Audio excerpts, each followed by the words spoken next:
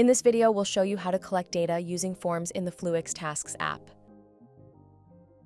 Once you log in, you'll land on the home screen. Here you'll see four main sections: recurring, assigned, in progress, and finished. These sections help you stay organized, showing only the tasks that apply to you, based on how your account was set up by your Fluix admin. Let's break them down quickly. Recurring shows tasks you can start at any time depending on the groups you're part of. Assigned includes tasks shared with you by your teammates.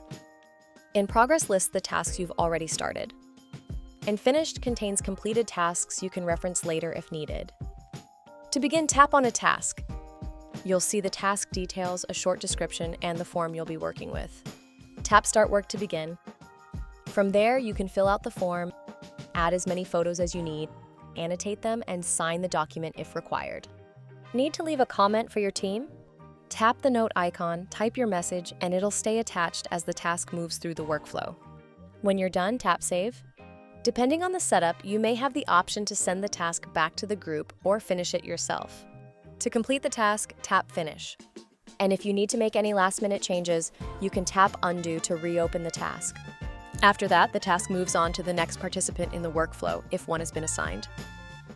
They'll find it in their Assigned section and get a notification letting them know it's ready. They can open the task, review the form, make any updates, and submit it, just like you did. Submission options may vary depending on how your admin configured the workflow. For example, the next person may be asked to approve the task or return it for revision. Once the task is finalized, it moves to the Finish section, where it remains available for reference. You can also control how many finished tasks are stored on your device to help manage space.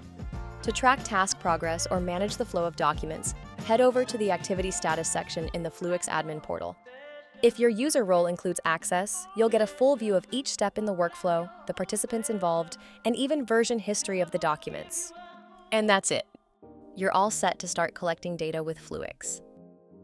For more how-tos and product updates, head to fluix.io/fluix-updates.